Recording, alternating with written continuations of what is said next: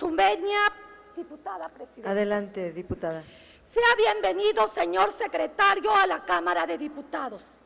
La educación es un proceso social en donde intervienen no solo factores cuantitativos, sino principalmente cualitativos que hacen que las personas tomen conciencia de su realidad para transformarla.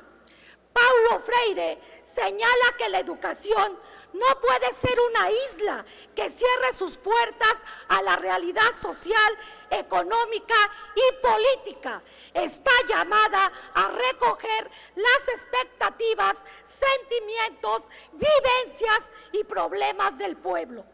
Es por ello, señor secretario, que reconozco que es muy difícil la tarea de venir a esta soberanía a defender una política de Estado que, por decirlo gentilmente, ha fallado, es fallida.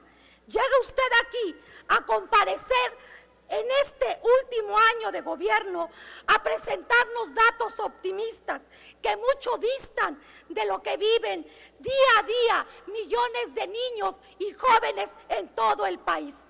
La realidad es que vivimos una auténtica tragedia en todo el sistema educativo, desde preescolar hasta el posgrado. Solo hace falta visitar cualquier región de nuestro país para observar el nivel de abandono en que se encuentran las escuelas y los centros educativos en general.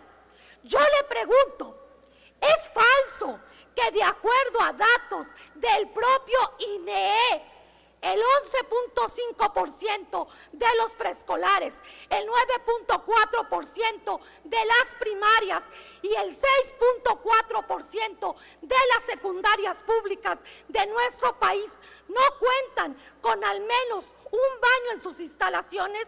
Es falso que 3 de cada 10 escuelas de educación básica carecen de un espacio físico destinado como biblioteca o aula con materiales didácticos. Es mentira que la mitad de las primarias en el país tienen cuarteaduras en techos, pisos, muros. Esto sin contar con los 210 planteles con daños graves, producto de los sismos de septiembre del año pasado. ¿Es mentira? Le recuerdo que la educación no es un privilegio, es un derecho garantizado en el artículo 3º constitucional de nuestra Carta Magna. Y de acuerdo con su reforma, esta debe de ser de calidad. Entonces, le vuelvo a preguntar, la existencia de escuelas sin luz, sin agua, sin baños, sin techo y sin las condiciones mínimas para su funcionamiento, ¿significa educación de calidad? Maestros con quincenas sin cobrar, con interinatos de 1 o 2 meses, con salarios que no cubren sus necesidades y sin seguridad social, ¿significa educación de calidad? Niños que llegan con hambre a la escuela, sin materiales, que viven violencia en las calles y al interior de sus familias y que son sometidos a constantes exámenes, ¿significa educación de calidad? La respuesta es obvia, es no. Sin embargo, este gobierno se ha empeñado en señalar a los maestros y maestras como los únicos responsables de la calidad de la educación y por ello han instrumentado procesos de evaluación punitivos y control de personal. Desde su escritorio en la Secretaría de Educación Pública, los 3 titulares de la dependencia durante este sexenio han dictado una política de puertas cerradas y oídos sordos. A lo largo de estos años y a partir de la aplicación de su reforma educativa, el magisterio ha sufrido una fuerte e inédita campaña de desprestigio por parte de distintas organizaciones y medios de comunicación, cesados, encarcelados e incluso muertos, y las autoridades no han cumplido con su responsabilidad para privilegiar el diálogo antes del uso de la fuerza. En la Comisión de Educación hemos recibido al día de hoy a cientos de maestros de todos los niveles y de los subsistemas que atestiguan la tragedia que vive el sistema educativo. Ejemplo de ello son las normales rurales, CONALEP, CECATIS, CETIS y otros subsistemas de educación media superior. Maestros del programa de telebachilleratos comunitarios desde Chiapas hasta Sinaloa fueron obligados a evaluarse, pero no tienen prestaciones ni seguridad social y en estos momentos llevan meses sin cobrar. ¿Esto es calidad? ¿Sabe usted, secretario, que el 44% de las escuelas del país son multigrado? ¿Qué resultados tuvo el plan de consolidación de escuelas rurales multigrado? Concluya ya basta, su intervención. Termino. Ya basta de faltar a la verdad, secretario. Su reforma que publicaron gastando más de 4,000 millones de pesos no fue educativa, sino administrativa y laboral. Señor secretario, es momento de reconocer que su reforma laboral ha sido un fracaso. Muchas gracias. Para dar respuesta tiene la palabra el secretario.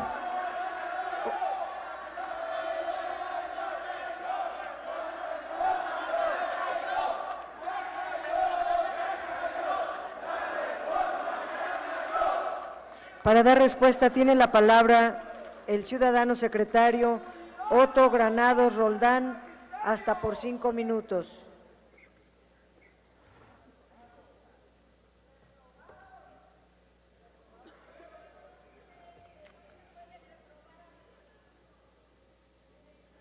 Muchas gracias. Con su permiso, señora presidenta. Adelante, secretario. Como dijo la diputada Adela, pues sí es difícil comparecer ante esta soberanía a 30 días de concluir, pero déjeme hacer alusión en todo caso a 2 o 3 de los comentarios que ella hizo.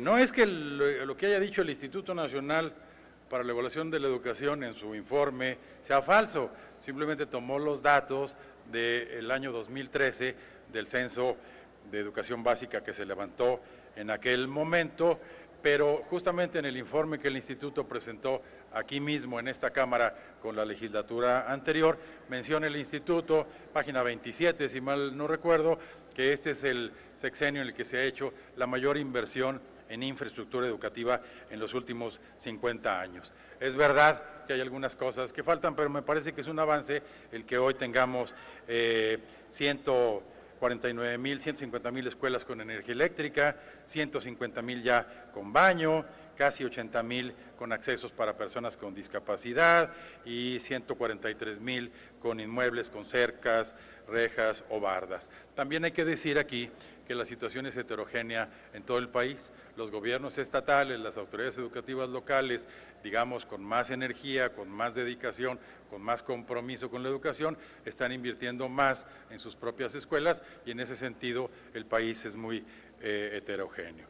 Hay que decir adicionalmente que tan solo si comparásemos con los últimos 2 sexenios, esta inversión es 327% más de la que se hizo en los 12 años previos a este sexenio. Mencionaba también la diputada algunos casos como el de la Escuela Superior de Educación Física. Efectivamente hubo un problema importante ahí. El próximo lunes creo yo que estará ya en posibilidades de que reanude sus actividades.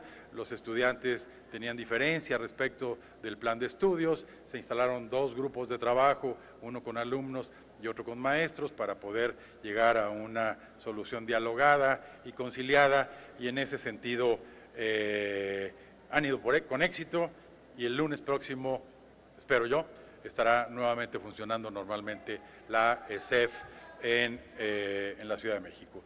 Por último, no es mi reforma, es una reforma que nació del Pacto por México, es una reforma que votaron, que acordaron, que diseñaron, que formularon los distintos partidos políticos, en particular los que en ese momento eran los más grandes, así que en ese sentido es una reforma consensada de una manera pluripartidista.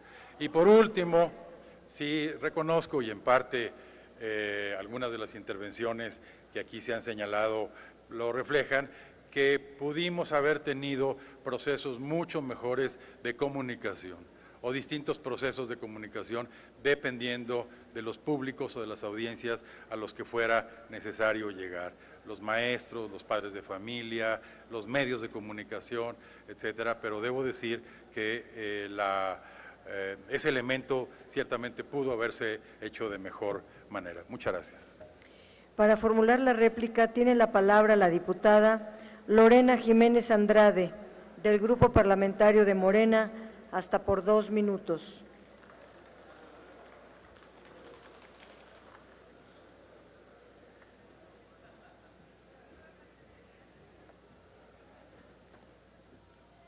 Mi reconocimiento a los maestros comprometidos con la defensa de la educación pública. Con su permiso, diputada presidenta. Adelante. Compañeras diputadas y diputados, señor secretario, esta tribuna le ha servido para expresar verdades a medias, datos que disfrazan la crudeza de una realidad que lastima, que ofende a las familias mexicanas. Evaluemos, a ustedes les gusta eso, pero evaluemos la educación de calidad que necesita de todos sus actores. Evalúense ustedes como autoridades educativas, evaluemos el gobierno, evaluemos a los padres de familia, evaluemos a los maestros. Y aquí quiero decir enfáticamente, los maestros no nos negamos a la evaluación, exigimos la evaluación, pero una evaluación formativa, no una evaluación punitiva. Evalúen el contexto y evalúen incluso los medios masivos de comunicación que envenenan las mentes de nuestras niñas y nuestros niños. Señor secretario, sus cuentas son alegres. De acuerdo al INIFED, en sus porcentajes de atención no están consideradas nada menos que 79,203 escuelas, que son el 35% del total y de las que se desconocen sus necesidades. Los datos de supuesta atención a las escuelas del 80% y más no son reales, son sesgados, manipulan la información para esconder su ineptitud. La calidad de la educación realmente no les importa. ¿Por qué, señor secretario, después de 6 años de gobierno, no fueron capaces diputada, de hacer un diagnóstico confiable del 100% de las escuelas de la educación básica? ¿Por qué se invirtieron 4,443 millones para promover la reforma, dinero que pudo servir para 30,000 escuelas? El pueblo ha decidido, los maestros hemos decidido. Concluya, y están reprobados, y la reforma educativa va a ir a dar a donde le corresponde, señor secretario, a la basura. Gracias.